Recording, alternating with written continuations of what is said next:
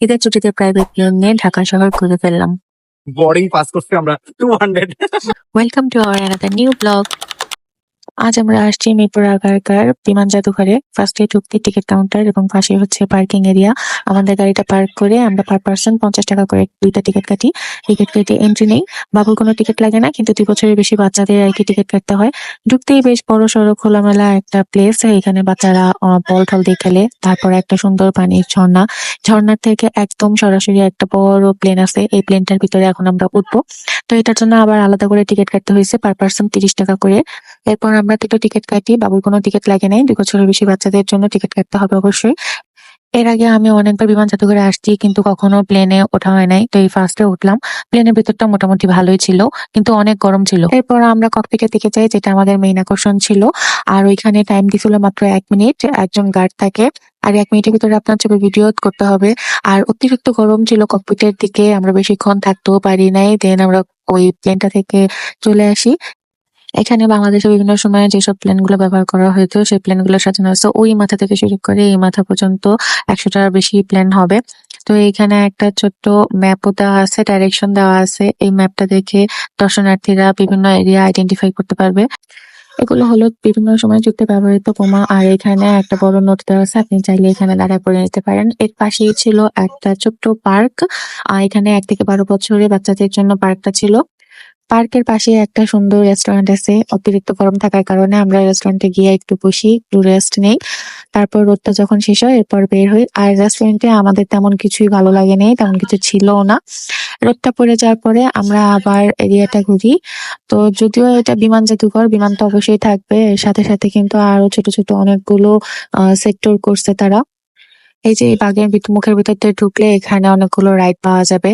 এরপর আমরা যাই, এখানে ঢুকতেই যেটা দেখি এরকম ব্যাঙ, আর এই ব্যাঙটা আমাদের খুব ভালো লাগে। এই ব্যাঙের টিকিট কাটি, পার পার্সন 40 টাকা করে টিকিট নিয়েছিল। বাচ্চার সাথে আমরা বাচ্চা হয়ে গেছি, শৈশবে ফিরে গেলাম। তারপরে ব্যাঙ ছাড়া এখানে আছে এরকম দোলনা। এই দোলনাতে আমার উঠার কখনোই সাহস হয় নাই। আছে ছোট্টদের নাগরদোলা। আর সবচেয়ে সুন্দর হইলো এই মিনি হেলিকপ্টারটা। আমরা বাবুরে এই মিনি হেলিকপ্টারে উঠাই, তো অনেক বেশি এনজয় করে। বাচ্চাদের জন্য এই মিনি হেলিকপ্টারটা আমার জন্য অনেক বেশি সেফ মনে হয়েছে। এরপর রাইড গুলো এনজয় করে আমরা একটা সুন্দর জায়গায় এন্ট্রি করি। এই জায়গাটায় এন্ট্রি করতে কিন্তু আবার আমাদের বোর্ডিং পাস লাগছে, পার পার্সন 200 টাকা। বোর্ডিং পাস করছি আমরা 200। এই বোর্ডিং পাসটা দিয়ে আপনি এই এরিয়াটুকু ঘুরে বেড়াতে পারবেন। এরিয়াটা আসলেও দেখার মতো ছিল, অনেক সুন্দর ছিল। আর বিকাল হয়ে গেছিল জন্য আরো বেশি ভালো লাগতেছিল।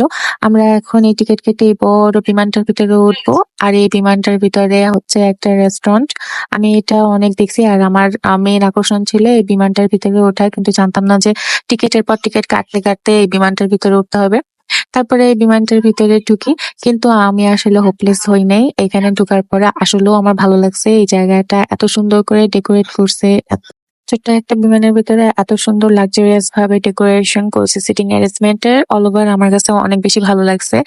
এই আপনারা যদি আসেন অবশ্যই আমি রিকমেন্ড করবো এই প্লেনটার ভিতরে একটু ঘুরে যেতে, কারণ আপনারা এখানে অনেক সুন্দর সুন্দর ছবি তুলতে পারবেন, একটু চিল করতে পারবেন। আর আর এটা সম্পূর্ণ অনেক বেশি ঠান্ডা ছিল, এসি করা ছিল।